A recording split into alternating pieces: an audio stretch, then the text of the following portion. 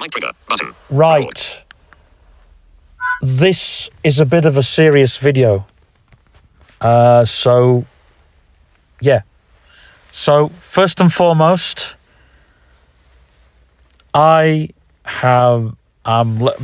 basically this time I am taking things seriously with my health. That's thing number one, because especially when we transition over from home to supported living, it's going to be a great look on, not just me doing it because I'm going into supported living, but I think things have to be done, don't they? I feel a bit shit, to be frankly honest with you. I feel like the past month nothing has been done, and you know what they say, if you snooze you lose. And so if you do nothing will happen. So I got all these projects, a bit like COVID. I had all these projects planned, and so there are projects planned, going into a studio, finding desk space, and all the rest of that. And I also think, like, having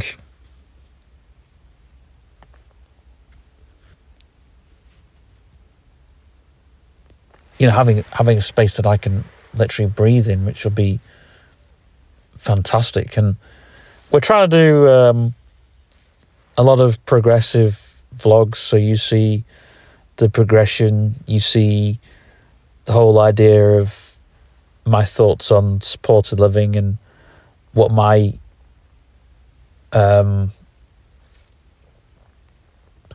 view of supported living will be.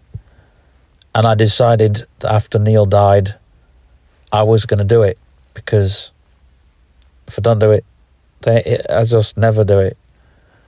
And the thing is, like, I think you have to just you just have to get rid of stuff. You just have to get used to stuff, And I really enjoyed living with Neil, which this video is not about, but, and I realized that things had to, you've got to change to move on. And I can do things. I'm very different to my sister.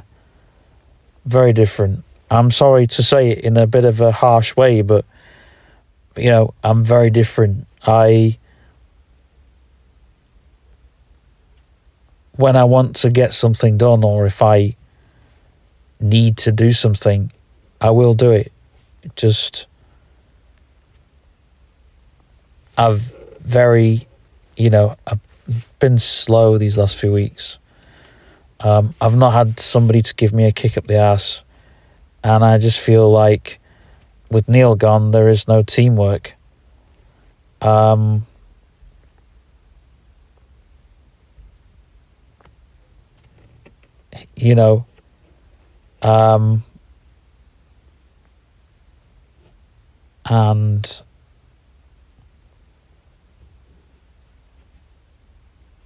I don't think with Dad that team can sort of happen, because it's different. Like, me and Neil both had the same wants and the same needs and the rest of it. If I do go into supported living, just a little side note to anybody who's going to take me on in the future, teamwork is key. And if I want something, that should happen. But anyway, that's something else. But I feel like now my health needs to be put in order, which I'm doing. My life as well, at the moment. getting more productive. You know, this morning screwed up a bit because I thought, I really want to work hard in the gym, and it never happened. So I can go for after lunch, after I've done an hour in the workshop, say, I don't know, it doesn't matter, because I can just let today, I can throw away this morning, and like now I'm helping mummy, and then, tomorrow morning, as long as I don't throw tomorrow morning away, and I've got to do that, like, okay. And I've decided now,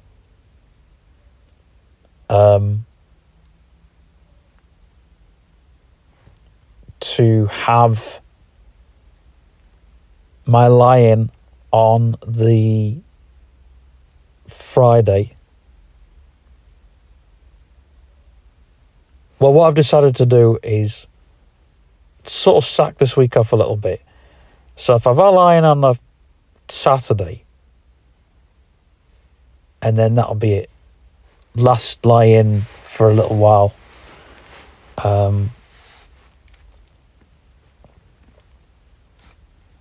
Because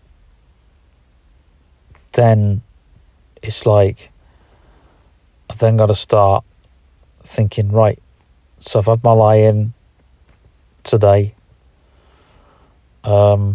because Thursday I can't have a lie-in because I'm at home, and so Friday, last lie-in,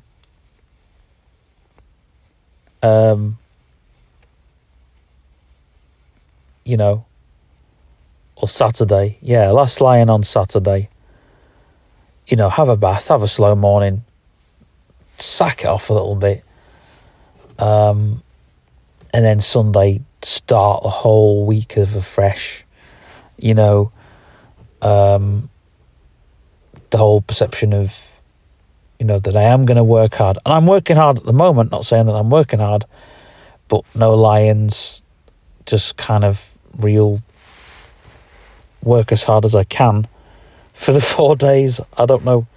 But something else that's come to light is I've really sort of not worked like hard on my YouTube.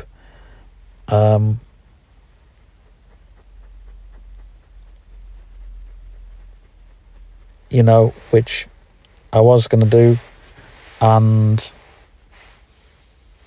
I've not worked hard on my anything else per se that I was working on. I was doing a blog on Tumblr, and I've let that down a little bit, and I was working on X, Y, and Z, but it's coming away from that and doing very little for Facebook as possible, doing one or two live streams a week and keeping them going, because the live streams on YouTube are doing way better than the live streams on Facebook. But anyway, that's needless to say, sorry. So another thing that I also just wanted to say was I wanted to progress with horse riding. I want to say this on my YouTube because I know people who watch this channel will have come to this channel for horse riding stuff, which there isn't a lot of on that content. It's very difficult to get that content. And also,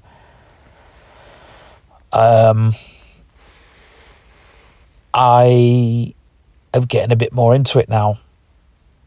On the riding, say, the relationship that you have with the horses, and obviously the relationship you have with the people who are with that horse, and not the people that are with the stable. But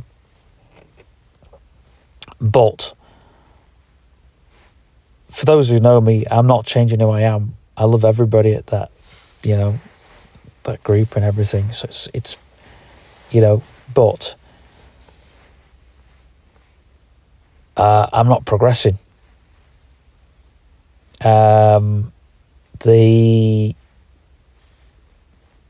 When I started RDA, yes, I was at a low level. But it's strange how you remember things, because when I got a few months into it, yes, I was as nervous as hell because I hadn't, because before RDA,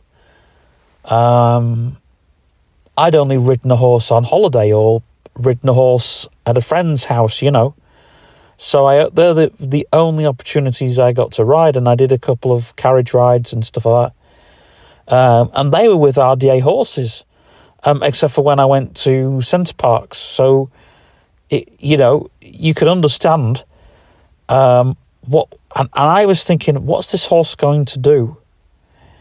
And I didn't trust the horse.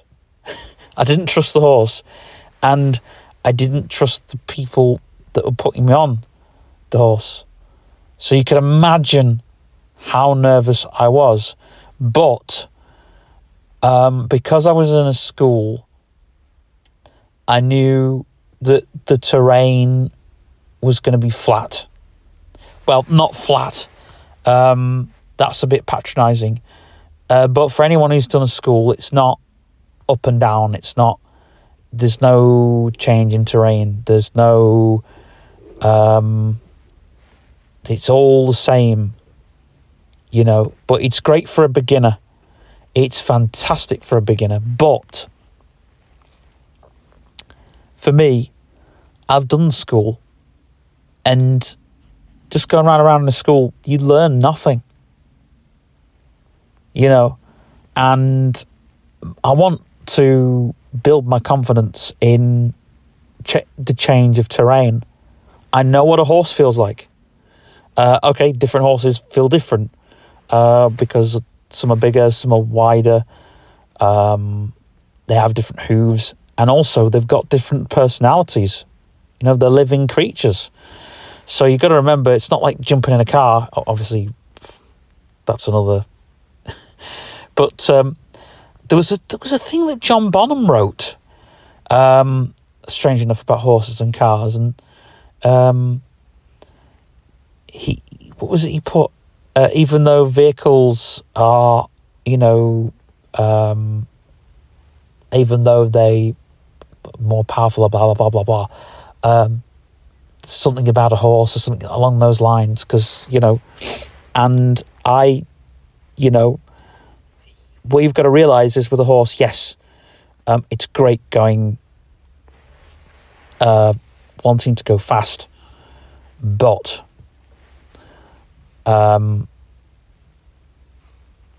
there's the test of balance. There's the test of you and the horse. There's that relationship you have with them. And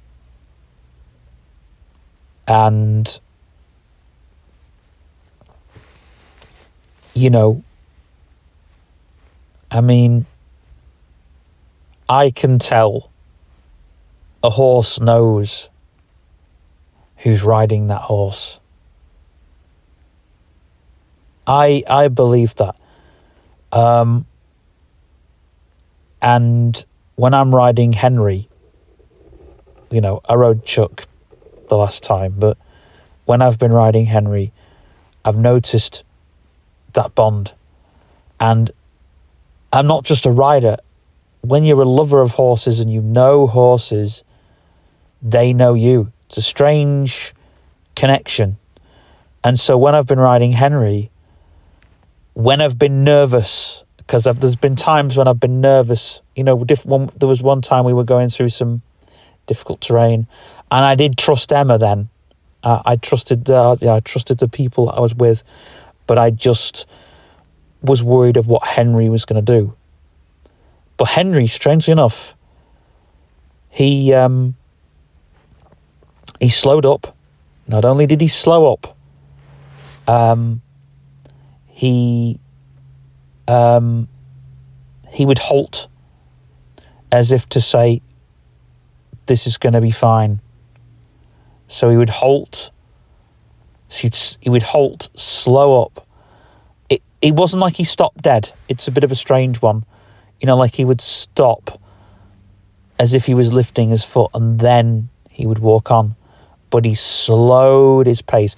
We had a horse in front, but he kind of, it's a difficult one to explain. It was as if to say, look, I'm going to slow down because we're on a difficult bit of terrain and I've got you on me. So I'm not going to do something stupid. It's one of them, and it's like Chuck. Chuck knew that... One notification. Chuck knew I hadn't ridden him before, but once we got into trotting, Chuck also knew, and this is amazing, Chuck also knew that I'd ridden before. Isn't that strange? So I'm not experienced, but how can I put it? And so when I was getting off him, it's like, yeah, I'll lower myself so I can, because I knew I was higher off the ground, so to speak. So, but, there's the needs to progress.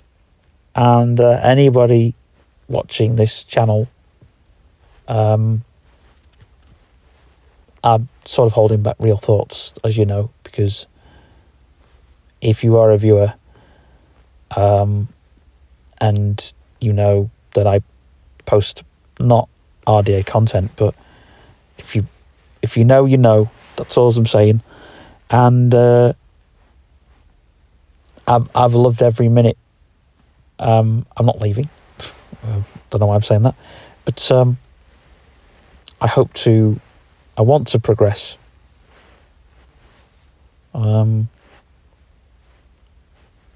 Because I feel there's always a connection. There's always there's a communication there.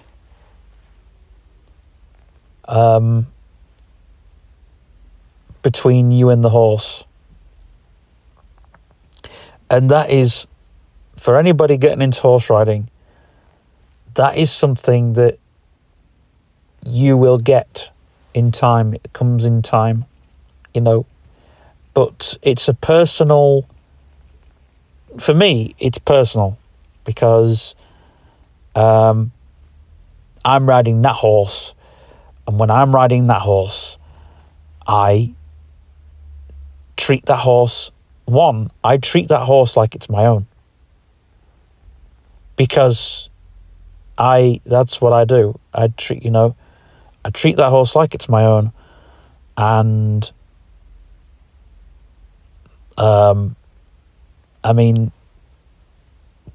with it's weird because with Henry you've got to be a bit vocal with him, whereas with Chuck you can't. So there's the two things I've learned. And the reason I learn very quickly with horse riding is because I'm into it. I just love the feel of it, I love the feel of it now. And if I could progress to a point where, I'm doing something, something that I want to do,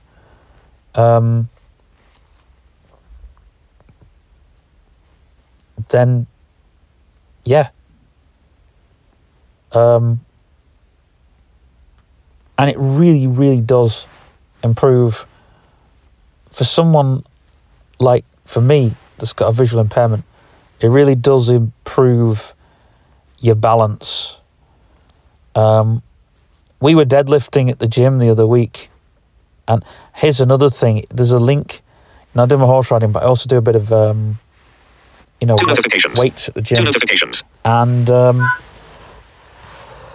we were deadlifting with the hex bar, and we went a bit more heavier than what I normally go, and my trainer turns around to me and says, "You've smashed it."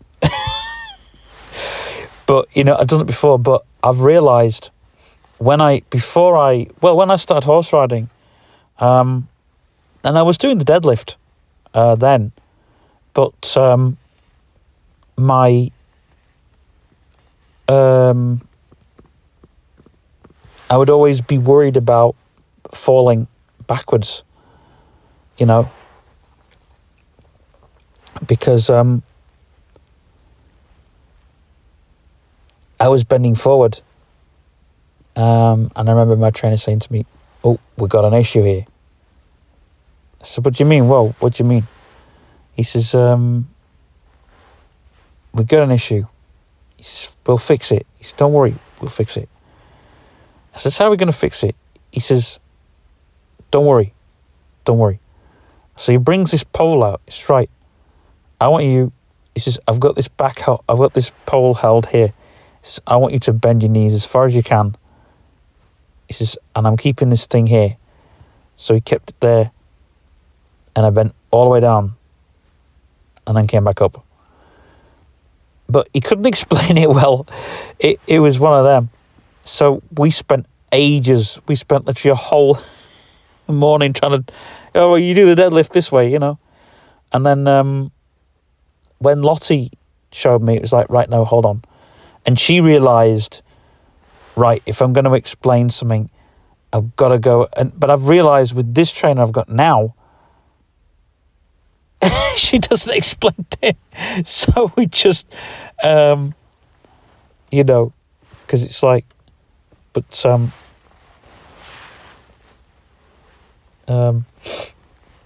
she will explain. It's like, sort of things. But anyway, getting back to horse riding, I feel that it's really improving my balance. To a degree, my balance isn't brilliant still, but it's not. It's, people have said to me,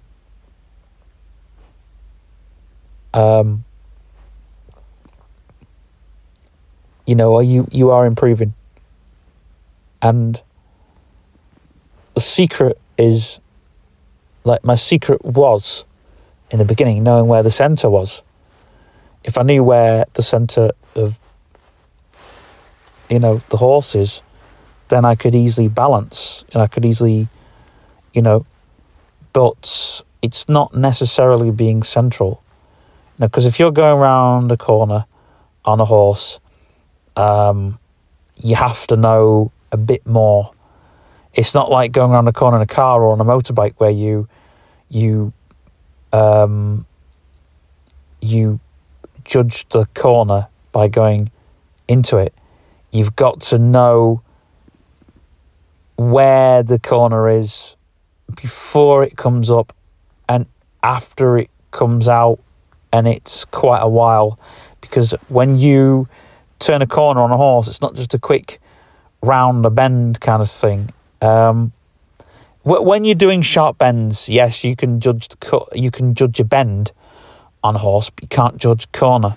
But you can't sort of go, right, oh, this is it. In my mind, you've got to go, right, okay, well, because the way they've shown me is, they say, right, they tell me when the corner is up way before the corner, so I can put my shoulder up. I've got time to get my shoulder up, get into the position.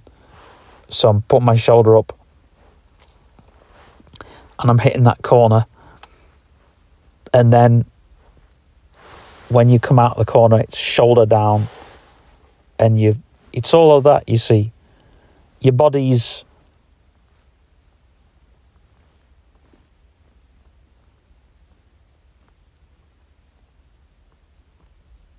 you know, it's all about knowing things, because it's knowing all of that, I think. But like I say, the reason why I've learnt that all quickly is because I'm really into it, and you know, and it's enjoyable, you know. But in my mind, I've done arenas till the cows come home, and it's great, you know, great to start off on, and it's great to, you know, I say an arena is probably great for when you're learning something complex. You know, if you're doing something complex, then you go round and round in the arena, and then once you're taken out the arena and you're doing something else, it becomes sort of second nature. You go, oh yeah, I can do this, you know, I can jump this fence or whatever. And actually, I spoke to a friend who's totally blind, and he told me, like, oh, I can do a jump. And I said, so how do you do it? And he's like, well, it's difficult to explain. So it's one of those things, you just gotta, I think there's ways and wills and all the rest of it. But anyway, so sorry if this video has been a bit of a serious start to it, but things have to happen. You know, if you snooze, you lose, I think. That's what I've learnt these last couple of days, I think. So yeah. Two notifications. 11:26 a.m. 07. PQRS. 8. TUV. Mic trigger. Mic lock. Finish recording.